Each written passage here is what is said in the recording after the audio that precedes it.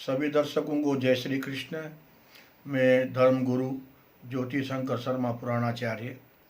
आज की हमारी चर्चा है कि क्या दान से व्यक्ति की मोक्ष हो सकती है।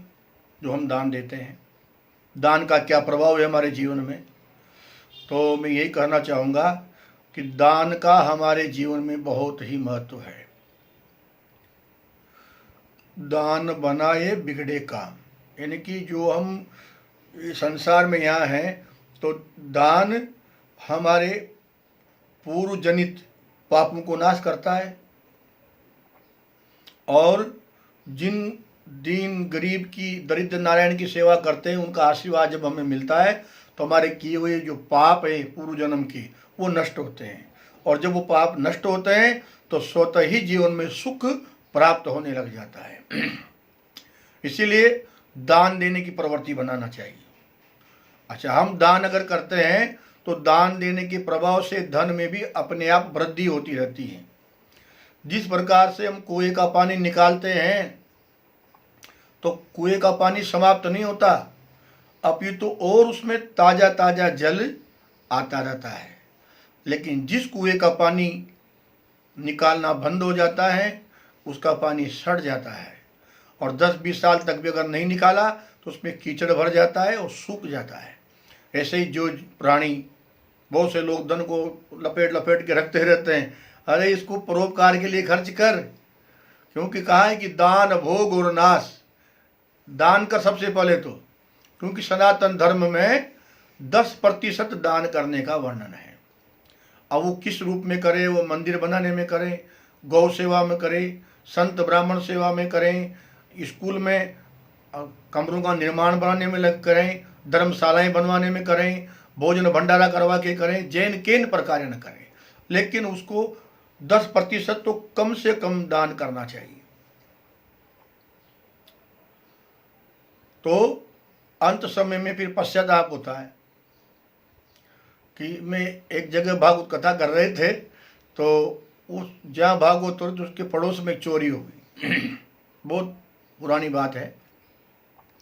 तो हमारे पास आए कि हमारे तो 20,000 रुपये चोर ले गए और हमारा पड़ोसी ठीक है जो कम से कम भागवत कथा करवा रहा है, लोगों को भोजन करवा रहा है, पुण्य तो कर रहा है। उसको बाद में सद्बुद्धि प्राप्त हुई। सत्य, बिल्कुल सत्य घटना है ये। नदी में पानी आता है, सारी दुनिया पानी पीती है, नहाते हैं, सब लोग उसका उपयोग करते हैं, तो नदी का पानी समाप्त नहीं होता। गर्मी में सूख भी जाएगी तो बरसात में उसमें कई गुना पानी और ज़्यादा आ जाता है।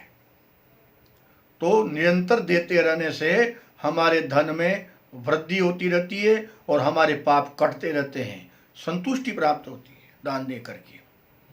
आप पेड़ों को देखिए, वृक्षों के फल आते हैं, झुक जाते हैं और जब हम फल खाते हैं तो अगले वर्ष और ज़्यादा फल आ जाते हैं पेड़ों के।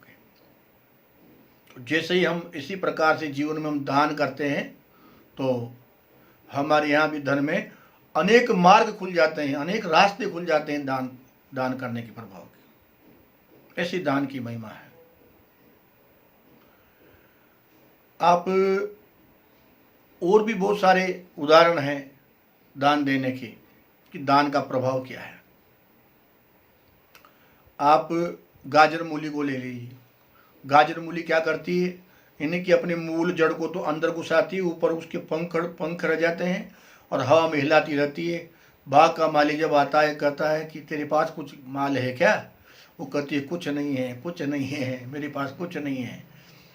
तब एक दिन बाग का माली आता है और कुदाली से खोद करके पूरा निकाल लेता है, पत्ते तोड़ के वहीं फेंक देता है। उसके बाद वो गाजर मूली दोबारा वहाँ पैदा नहीं होती। ऐसे ही जो व्यक्ति धन को छिपाए रखते हैं, कुछ नहीं है, कुछ नहीं है, कुछ नहीं है, उनकी स्थिति यही होती है, या तो चोर धन को लूट के ले जाते हैं, या बहुत बड़ी असाध्य रोग बीमारी हो जाती है, उसमें सारा धन समाप्त हो जाता है, या फिर सब धन गड़ा रह जाता है, एक दिन हाथ मलता हुआ चला जाता है। इसीलिए हमारे जब तक हमारे पास ताकत है, बल है, जब तक परिवारजन हमारी बात मानते हैं, तब तक हम तीर्थ यात्राएं करें, दान पुण्य करें, भजन करें, क्योंकि दान का महत्व ही बड़ा जोरदार है।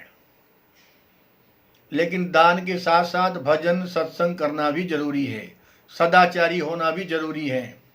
अभी जो ये महामारी चल रही है इसमें देखा गया कि लोग 10 किलोमीटर 50 किलोमीटर जाने के एम्बुलेंस वाले 1-1 लाख रुपए ले रहे हैं।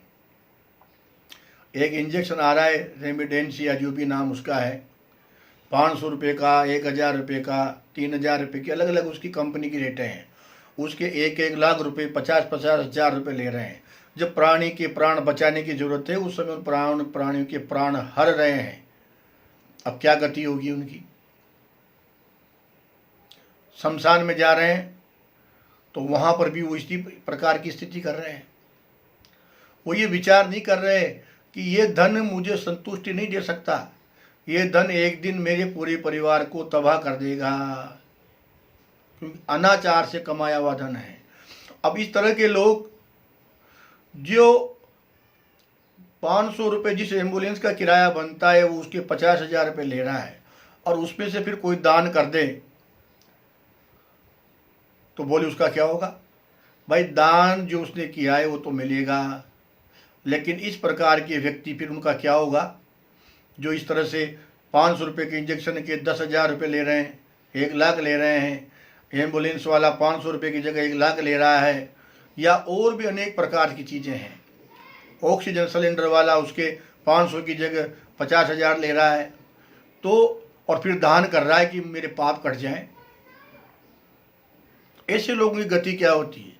भाई आपने बैंक में पैसा रख दिया तो आपका पैसा तो आपको प्राप्त होगा, चाहे वो शराबी हो, चाहे वो चोर हो, चाहे वो जेब काटने वाला हो, कोई भी हो। बैंक का कर्तव्य कि उसका ब्याज सहित उसको पैसा लौटा दे, लेकिन क्योंकि कर्म खराब हैं इसलिए परमात्मा उसको क्या करेगा? कुत्ता बना देगा। अब वो कुत्ता कहाँ बनेगा? कोई मंत्री जी के यहाँ, कोई बड़े अधिकारी के यहाँ बनेगा, जहाँ सोने की जंजीर, खाने के लिए काजू पिस्ते, बहुत महंगे महंगे बिस्किट, नहलाने के लिए महंगा साबुन, सोने के लिए मखमली गद्दे, ये उस कुत्ते के लिए होगा। लेकिन है कौन? कुत्ता। क्यों? क्योंकि उसने जो दान दिया था तो दान उसको प्राप्त हो रहा है, कुत्ते की उन्हीं में भी दिया हुआ दान प्राप्त हो रहा है, लेकिन क्योंकि कर्म खराब थे इसलिए कुत्ते की योनि प्राप्त हो गई। क्योंकि कर्म खराब थे तो इस प्रकार की दूसरी बिल्ली की योनि प्राप्त हुई, या अनेक प्रकार की योनियां प्राप्त करके वो कष्ट भोगता है। इसलिए दान देने के साथ साथ हम भगवान का भजन करें, सदाचारी बने। जिस समय दुनिया में मुसीबत आई हुई है उस समय हम मानव होने का परिचय दें।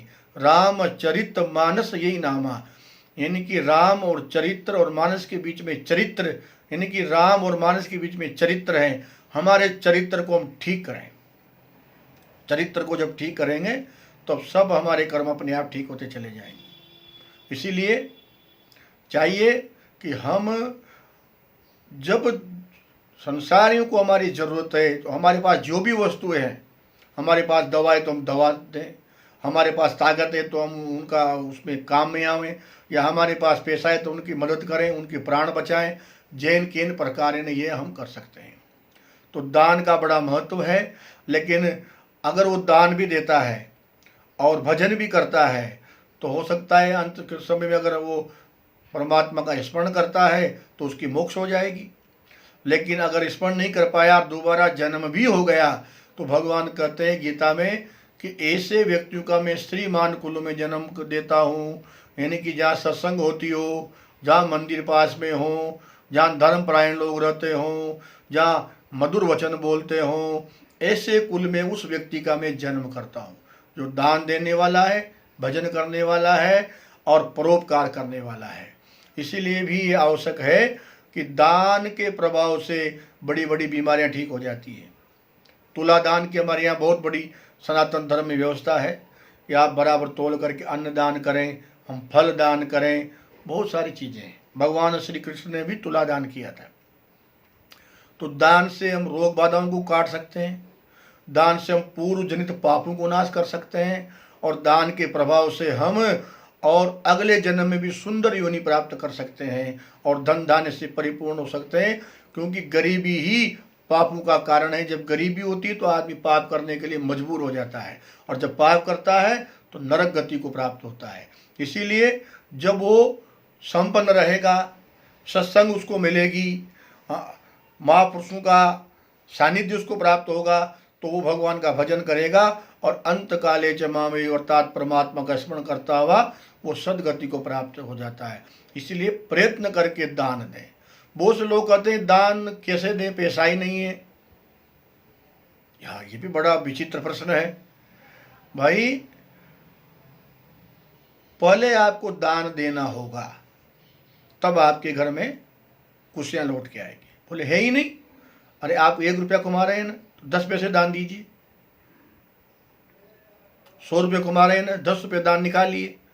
किसान जिस प्रकार से खेत को हकाई जुताई करके तैयार कर दे, और आषाढ़ी का समय हो और उसके पास बीज बोने के पैसे नहीं हो, तब भी किसान बीज उधार लाता है, उसको बाड़ी बोलते हैं। फिर फसल बोता है, फसल होने के बाद जिससे भी वो बीज लाया था उसको सवाया चुकाता है। ये नियम है किसानों का। तो ऐसे ही आपने कर्म पहले किया, बीज बोया, तब आपने 1 धान की बाली बोई थी, तब परमात्मा ने 1 चावल के 300 चावल पैदा करके आपको दिए। लेकिन पहल किसने की? आपने। ऐसे ही पहले हमें दान देना पड़ता है, तब परमात्मा देता है। ऐसा नहीं कि परमात्मा देगा जब हम करेंगे, इससे धन संपत्ति प्राप्त नहीं हो सकती। और जो दान हमेशा करते रहते हैं उन घरों में कभी धन संपत्ति की कमी भी नहीं आती है। तो ये चर्चा आज हमारी इतनी थी। सभी को जय श्री कृष्ण।